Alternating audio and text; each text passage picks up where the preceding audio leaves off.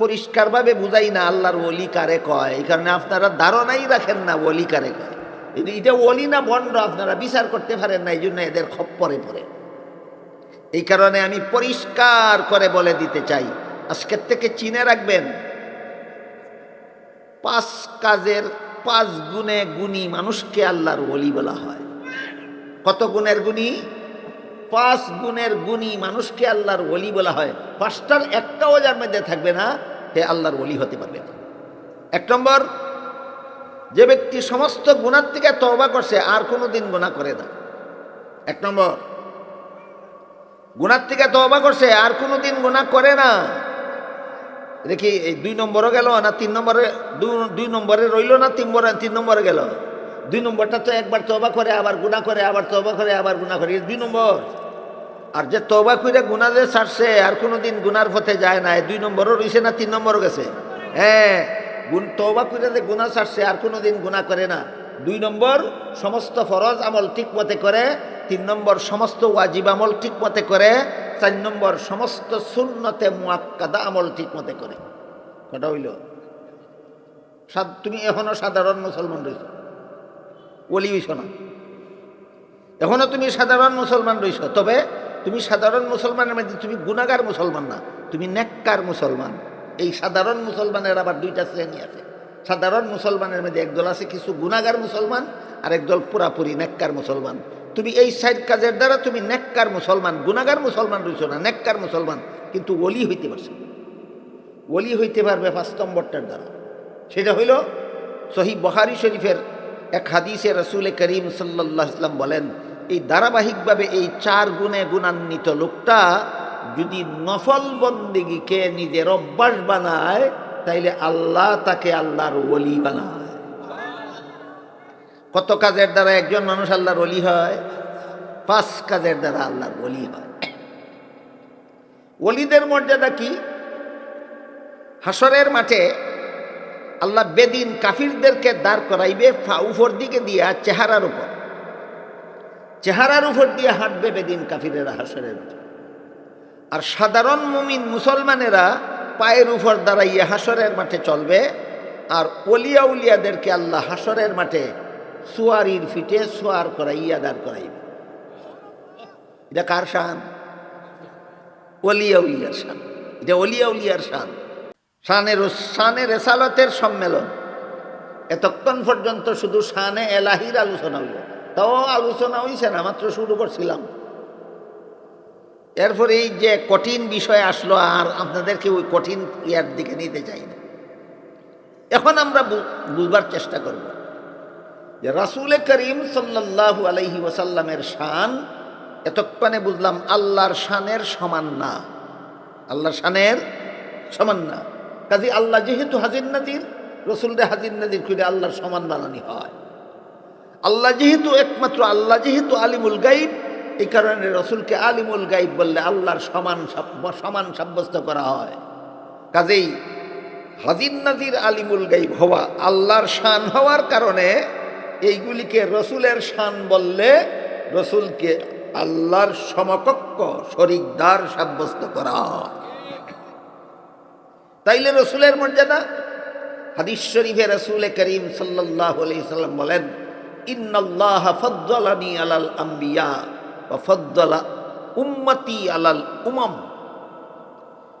আল্লাহর শানের নিচে হলো আমাদের নবী মুহাম্মদুর রাসূলুল্লাহর শান, আমাদের নবীর শানের নিচে হলো সমস্ত নবী রসুলগণের শান, সমস্ত নবী রসুলগণের শানের নিচে হলো সাহাবায়ে কেরামের শান, সাহাবায়ে কেরামের নিচে হলো সমস্ত ওলিয়া উলিয়াদের শান, ওলিয়া উলিয়াদের নিচে হলো সাধারণ মুমিন মুসলমানদের শান, সাধারণ মুমিন মুসলমানদের নিচে হইল গুনাহগার মুসলমানের শান। এর নিচে আর কোনো শান নাই, এর নিচে আর কোনো। তাহলে আমি একটা একটা করে কই, শানের স্তর কটা গণবেন আজকে, শানের সিঁড়ি কটা। সর্বনিম্নতম শান হলো একজন গুনাহগার মুসলমানের, এর উপরে 2 নম্বরে শান হইল সাধারণ মুসলমানের, এর উপরে 3 নম্বরে শান হইল অলিয়া উলিয়াগণের, এর উপরে 4 নম্বরে শান হইল সাহাবায়ে কেরামের, এর উপরে 5 নম্বরে শান হইল নবী রাসূলগণের, এর উপরে 6 নম্বরে একমাত্র মুহাম্মদুর রাসূলুল্লাহর শান, তার উপরে একমাত্র 7 নম্বরে আল্লাহর শান। সমস্ত শানওয়ালার ক্লাস কটা? আয় হায় হায়, আমি দুঃখিত, আমি 7টা শান, কার কি শান কার কি শান আমি সারা রাইতে কই আপনারা বুঝে শেষ করতে পারবো না। 2-1টা কই একটু আইডিয়া দেই। সর্বপ্রথমে আমাদের স্মরণ রাখতে হবে যে জগৎবাসী শানওয়ালাদের স্তর হইল 7টা। সমস্ত জগৎবাসী শানওয়ালাদের সর্বমোট শান হইল 7টা। একেবারে নিচের শান গুনাহগার মুসলমান। এখান থেকে শুরু করি, দেখুন এখান থেকে শুরু করি। একবারে সর্বনিম্নতম শান হইল গুনাহগার মুসলমানের। হাদিস শরীফে রাসূল করিম সাল্লাল্লাহু আলাইহি ওয়াসাল্লাম বলেন, মান কানা ফি কলবিহি মিসকালু হাব্বাতিন মিন খারদালিন মিন ঈমান দাখালাল জান্নাহ। সরিষার বিন্দু পরিমাণ ইমানটুকু যার অন্তরে আছে, নেক আমল একটাও নাই, যত সব গুনাহে ভরা। সরিষার বিন্দু পরিমাণ ইমানটা আছে তার, নেক আমল আর একটাও নাই, আর আমল যা আছে সব গুনাহ। বলেন এই লোকটা সাধারণ মুসলমান না পাপিষ্ট মুসলমান? পাপিষ্ট মুসলমান। এর শান বর্ণনা করে রাসূল করিম সাল্লাল্লাহু আলাইহি ওয়াসাল্লাম বলেন, এ সারা জীবনের গুনার জন্য 1000 বৎসর জাহান্নামে থাকতে পারে, লক্ষ বৎসর জাহান্নামে থাকতে পারে, কোটি কোটি বৎসর জাহান্নামে থাকতে পারে, কিন্তু তার সকল গুনার শাস্তি জাহান্নামে যেদিন শেষ হবে সেই দিন আল্লাহ তাকে মুক্ত করে জান্নাতে পৌঁছায় দেবে। এটা কার শান? এটা একবার 7 নম্বরটা। হ্যাঁ, একবারে শেষেরটা হইল, হ্যাঁ, সারা জীবন নামাজ না পড়ার কারণে, সারা জীবন রোজা না রাখার কারণে, সারা জীবন সুদ খাওয়ার কারণে, সারা জীবন ঘুষ খাওয়ার কারণে, সারা জীবন মদ খাওয়ার কারণে, সারা জীবন গাঞ্জা খাওয়ার কারণে জাহান্নামের 1000 বছর, লাখ লাখ বছর, কোটি কোটি বছর জাহান্নামের শাস্তি বুক করতে করতে করতে করতে তার প্রত্যেকটা গুনার সাজা যখন শেষ হবে, আল্লাহর রাসূল বলেন তাকে উদ্ধার করে চিরকালের জন্য জান্নাতে পৌঁছে দেওয়া। বলেন তো পাপিষ্ট মুসলমানের শান নাই? এই শান শূন্য যদি আবার কোনো সুরে মনে মনে কয় আজকের ওয়াজটা আমরা পক্ষে হয়েছি, কোনো মদ করে কয়, কোনো সুদকুর ঘুষ করে কয় আজকের ওয়াজটা আমরা পক্ষে হয়েছি, আলিমরা ইতা ওয়াজ লুকায় রাখে গেল, এই ওয়াজের ওই দরকার আছে, এমন কথা যদি করবো অযোগ্য থাকে, তাহলে উনাকে বল। আপনি বাজারের দোকান থেকে একটা মোমবাতি কিনেন, মোমবাতি কিনিয়া মোমবাতি সলিয়ে দেয় আগুন দিয়া মোমবাতিটা জ্বালাইয়া আপনার আঙ্গুলটা মোমবাতির আগুনের মধ্যে 1 মিনিট ধরে রাখেন। কতক্ষণ? এরপরে আপনি বলেন যে আমি লক্ষ কোটি জাহান্নামের শাস্তি ভোগ করার পরে জান্নাতে গেলেও চলবে। সম্ভব না। মোমবাতির আগুনের মধ্যে যদি আঙ্গুলটা 1 মিনিট রাখার মতো সাহস তোমার থাকে না, চুরি ডাকাতি বদমাশি সুদকুরি ঘুষকুরি মদকুরি গাঞ্জা কুরি করিয়া লক্ষ কোটি বছর জাহান্নামের আগুনে ডুবে থাকার সাহস দুঃসাহস করলে তুমি কুনাক গেলে। এই কারণে গুনাহগার মুসলমানের শান শূন্য যেন আমরা কেউ দুঃখা না খায়। গেল এই একবারে সর্বনিম্ন স্তরের শানের আলোচনা। এর উপরের শান হইল সাধারণ মুসলমানের। এর উপরের শান কার? সাধারণ মুসলমানের। সাধারণ মুসলমান মানে মাঝে মধ্যে গুনাহ করে, আবার তওবা কইরা গুনাহ ছেড়ে দেয়, কিছুদিন পরে আবার কইরা লায়, আবার গুনাহ করে, আবার ছেড়ে দেয়, আবার কইরা লায়। এই তো সাধারণ মুসলমান।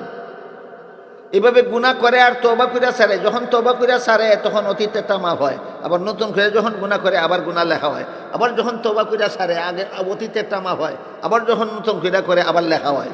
এভাবে মাফ হইতে হইতে আর লিখতে লিখতে এমন সময় মরল যে সময় তার আমল নামাত গুনাহ কিছু লেখা রয়েছে, এটা তওবা করতে পারছে। এইটা হইল সাধারণ মুসলমান। তার নেক আমলও ওজন হবে হাসরের মাঠে, গুনাহও ওজন হবে।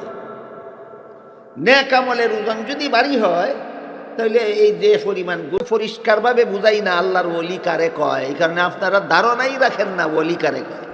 এটা ওলি না ভণ্ড আপনারা বিচার করতে পারেন না, এই জন্য এদের খপ্পরে পড়ে।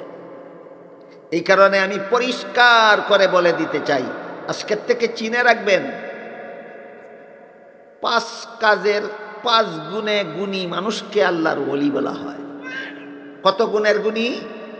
5 গুণের গুণী মানুষকে আল্লাহর ওলি বলা হয়। 5টার একটাও যার মধ্যে থাকবে না, হে আল্লাহর ওলি হতে পারবে না। 1 নম্বর, যে ব্যক্তি সমস্ত গুনাহ থেকে তওবা করছে আর কোনোদিন গুনাহ করে না। 1 নম্বর, গুনাহ থেকে তওবা করছে আর কোনোদিন গুনাহ করে না। দেখি এই 2 নম্বরও গেল না 3 নম্বরে, 2 নম্বরে রইল না 3 নম্বরে গেল। 2 নম্বরটা তো একবার তওবা করে আবার গুনাহ করে, আবার তওবা করে আবার গুনাহ করে, 2 নম্বর। আর যে তওবা করে গুনাহ যে ছাড়ছে আর কোনোদিন গুনার পথে যায় না, 2 নম্বরও রইছে না 3 নম্বরও গেছে। হ্যাঁ, তওবা করে যে গুনাহ ছাড়ছে আর কোনোদিন গুনাহ করে না। 2 নম্বর, সমস্ত ফরজ আমল ঠিক মতে করে। 3 নম্বর, সমস্ত ওয়াজিব আমল ঠিক মতে করে। 4 নম্বর, সমস্ত সুন্নতে মুআক্কাদা আমল ঠিক মতে করে। কটা হইল? তুমি এখনো সাধারণ মুসলমান রইছ, ওলি হইছ না।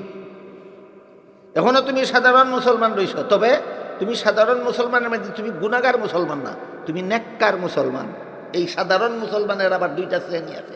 সাধারণ মুসলমানের মধ্যে একদল আছে কিছু গুনাহগার মুসলমান, আর একদল পুরাপুরি নেককার মুসলমান। তুমি এই 4 কাজের দ্বারা তুমি নেককার মুসলমান, গুনাহগার মুসলমান রইছ না, নেককার মুসলমান। কিন্তু ওলি হইতে পারছে, ওলি হইতে পারবে 5 নম্বরটার দ্বারা। সেটা হইল সহিহ বুখারী শরীফের এক হাদিসে রাসূল করিম সাল্লাল্লাহু আলাইহি ওয়াসাল্লাম বলেন, এই ধারাবাহিকভাবে এই 4 গুণে গুণান্বিত লোকটা যদি নফল বন্দেগীকে নিজের অভ্যাস বানায়, তাইলে আল্লাহ তাকে আল্লাহর ওলি বানায়। কত কাজের দ্বারা একজন মানুষ আল্লাহর ওলি হয়? 5 কাজের দ্বারা আল্লাহর ওলি হয়। ওলিদের মর্যাদা কি? হাসরের মাঠে আল্লাহ বেদিন কাফিরদেরকে দাঁড় করাইবে উপর দিকে দিয়া চেহারার উপর দিয়ে হাঁটবে বেদিন কাফিরেরা হাসরের মাঠে। আর সাধারণ মুমিন মুসলমানেরা পায়ের উপর দাঁড়াইয়া হাসরের মাঠে চলবে। আর ওলিয়া উলিয়াদেরকে আল্লাহ হাসরের মাঠে সুয়ারির ফিটে সোয়ার করাইয়া দাঁড় করাইবে। এটা কার শান? ওলিয়া উলিয়ার শান। এটা ওলিয়া উলিয়ার শান। কথা বুঝাইছেন নি? অন্যান্য মানুষ দুনিয়াতে মরণ চিন্তা সব মানুষেরই আছে, কিন্তু 3 দল মানুষের মরণ চিন্তা 3 রকম। এক রকম মরণ চিন্তা আছে বেদিন কাফিরের, আরেক রকম মরণ চিন্তা আছে মুমিন মুসলমানের, আরেক রকম মরণ চিন্তা আছে ওলিয়া উলিয়াদের। ওইখানে গিয়া বুঝবো ওলিয়া উলিয়ার শান কোনটা। বেদিন কাফিরের মরণ চিন্তা হইল, মরলে তো আর দুনিয়াটা লুটিয়া খাইতাম পারতাম না, কাজী মরণের আগে সুদে ঘুষে মদে গাঞ্জায় যা ফারি খাইয়া। বেদিন কাফিরের মরণ চিন্তা। দুঃখের বিষয়ে বর্তমান দুনিয়ার বেশিরভাগ মুমিন মুসলমানের মরণ চিন্তাও বেদিন কাফিরের মতোই হয়ে গেছে। এটা মুমিন কাফিরের মরণ চিন্তা না। মুমিন কাফিরের মরণ চিন্তা হইল, মরলে তো আর তওবা কইরা গুনাহ ছাড়ন যেত না, মরবার আগে আগে তওবা কইরা গুনাহটা ছেড়ে দিই। মরলে তো আর ইবাদত বন্দেগী করন যেত না, মরণের আগে আগে জাফারি ইবাদত বন্দেগী কইরা লই। এটা হইল মুমিন মুসলমানের মরণ চিন্তা। আমার কথা বুঝে থাকলে বলেন, বর্তমান দুনিয়ার বেশিরভাগ মুমিন মুসলমানের মরণ চিন্তা মুমিনের মতো রইছে না কাফিরের মতো হয়ে গেছে? কাফিরের মতো হয়ে গেছে। গেল 2 দল মানুষের মরণ চিন্তা। 3য় দল হলো ওলিয়া উলিয়াদের মরণ চিন্তা। ওলিয়া উলিয়াদের মরণ চিন্তা হইল, এরা তো গুনার অভ্যাস নাই, ওই ফরজ আমল তো সবই করে, ওয়াজিব আমলও ঠিক মতোই করে, সুন্নত আমলও ঠিক মতোই করে, নফল বন্দেগীরেও অভ্যাস বানাইছে। কাজী মরণের আগে আগে যা পারি নেকামল কইরা লই, নেকামল তো করা তাছই, এর আর নেকামলের কোনো চিন্তা নাই। তার চিন্তা হইল যে মরণের আগে তো আল্লাহর সাথে আমার সাক্ষাৎ হইতো না, কাজেই খালি মরণের অপেক্ষা করে কোন দিন আমার মরণ হইতো তে আল্লাহর সাথে সাক্ষাৎ হইতো, কোন দিন আমার মরণ হইতো তে আল্লাহর সাথে সাক্ষাৎ হইতো। এইটা হইল ওলিয়া উলিয়াদের মরণ চিন্তা। সাধারণ মুমিন মুসলমানেরাও জান্নাতে গেলে মাঝে মধ্যে আল্লাহর সাথে সাক্ষাৎ হবে। আল্লাহর সাথে সাক্ষাতের মজা কত! জান্নাতের সমস্ত নিয়ামত বুক করার মজা যত, আল্লাহর সাথে সাক্ষাতের মজা তার চেয়েও বেশি। এই কারণে সাধারণ মুমিন মুসলমান জান্নাতে গেলে মাঝে মধ্যে আল্লাহর সাথে সাক্ষাৎ হইব, আর ওলিয়া উলিয়ারা জান্নাতে গেলে যখন ইচ্ছা তখনই আল্লাহর সাথে সাক্ষাৎ।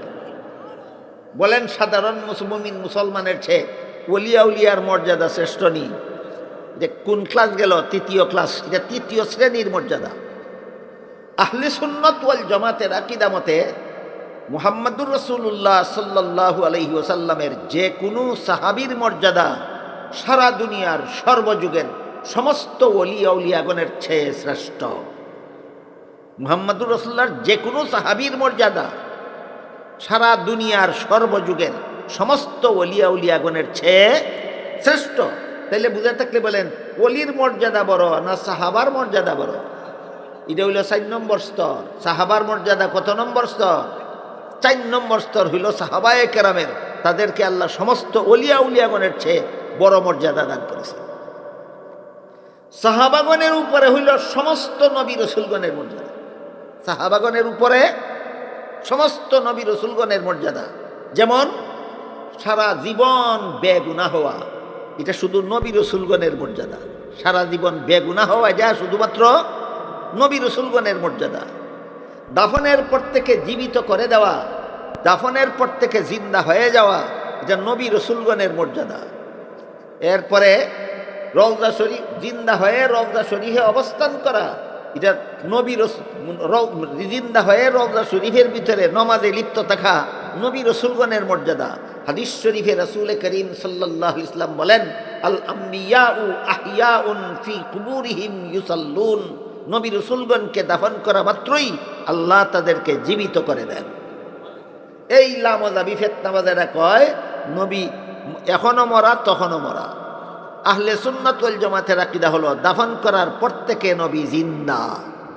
আমাদের শুধু আমাদের নবী একা জিন্দা না, সকল নবী দাফনের পর থেকে জিন্দা। সুতরাং এটারে আহলে সুন্নাত ওয়াল জামাতে এর ভাষায় হায়াতুন নবী বলা হয়।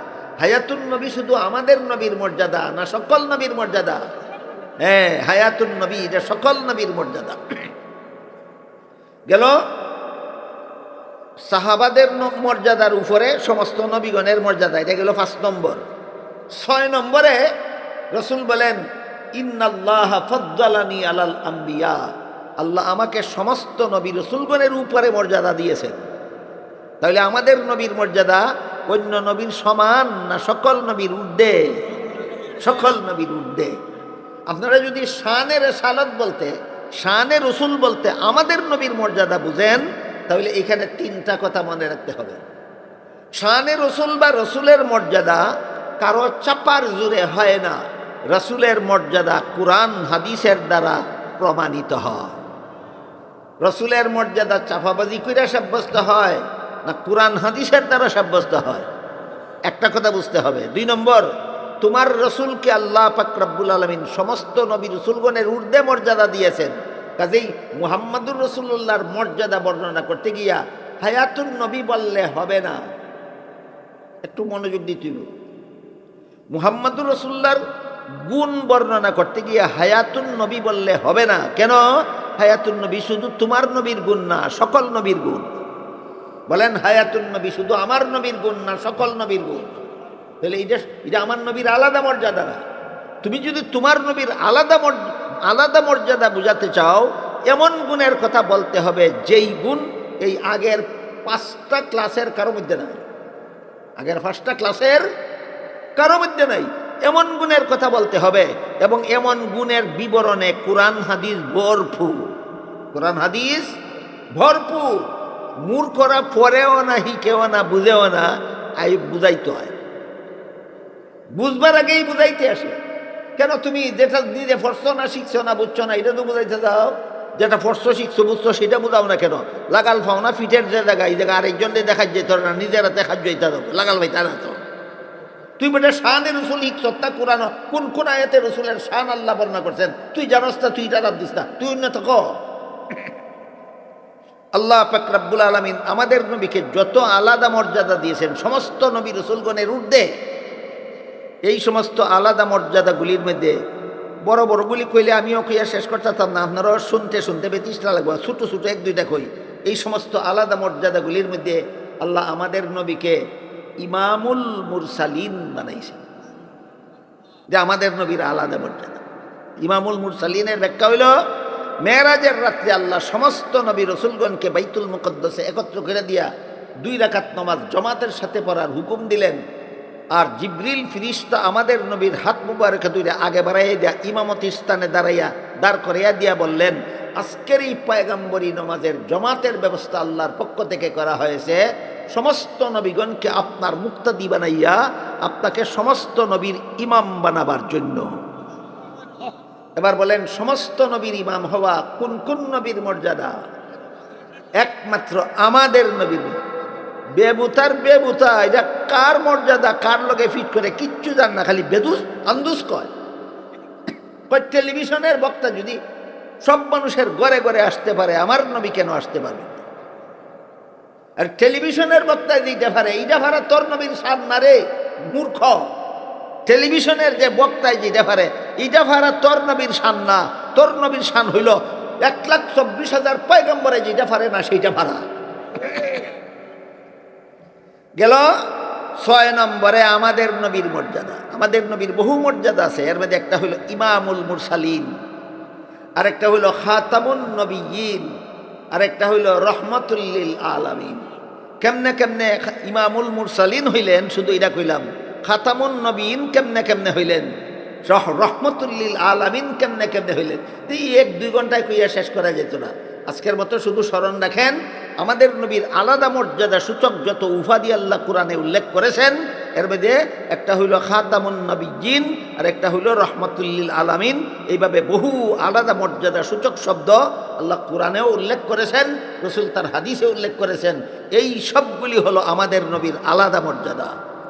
এই জন্য শানে রসুল বয়ান করতে হইলে 3টা জিনিস লক্ষ্য রাখতে হবে। 1 নম্বর, সাফাবাজিয়ার টেলিভিশনের বক্তা দিয়া কুযুক্তি না, মন গড়া যুক্তি না, কোরআন হাদিসের রেফারেন্স দিতে হবে। 2 নম্বর, আমাদের নবীর মর্যাদা দিতে গিয়ে অন্য নবীর সমান বানানো চলবে না, সকল নবীর ঊর্ধ্বে বুঝাতে হবে। 3 নম্বর, আমাদের নবীর মর্যাদা বর্ণনা করতে গিয়ে আলিমুল গাইবার হাজির নাজির কইয়া আল্লাহর সমান বানাইয়া কুফরি করলে হবে না, আল্লাহর থেকে নিচে রাখতে হবে। এই জন্য শানে রসুল যথাযথভাবে বর্ণনা করার 3 শর্ত আমরা যেন জীবনে কোনোদিন ভুলে না যাই। 1 নম্বর শর্ত, কোরআন হাদিসের রেফারেন্স থাকতে হবে। 2 নম্বর শর্ত হইল অন্য কোনো মখলুকের সমান সাব্যস্ত করা যাবে না। 3 নম্বর শর্ত হইল আল্লাহর সমান সাব্যস্ত করা যাবে না। এইগুলি হইল আমাদের নবীর আলাদা মর্যাদা, মর্যাদার 6 নম্বর স্তর। এবার বলেন, এর উপরে কার মর্যাদা? তাহলে আমরা কি নবীর মর্যাদার নামে আল্লাহর সমান বানাইব? না, নবীর আলাদা মর্যাদা আছে। হ্যাঁ, আলাদা মর্যাদা জানার, আলাদা মর্যাদা বুঝার, আলাদা মর্যাদা বিশ্বাস করে আমরা সত্যিকারের আহলে সুন্নাত ওয়াল জামাতের অন্তর্ভুক্ত হওয়ার তৌফিক আল্লাহ সবাইকে দান করুন, আমিন। সুবহানা রাব্বিকা রাব্বিল ইজ্জাতি আম্মা ইয়াসিফুনা ওয়া সালামুন আলাল মুরসালিন ওয়ালহামদুলিল্লাহি রাব্বিল আলামিন।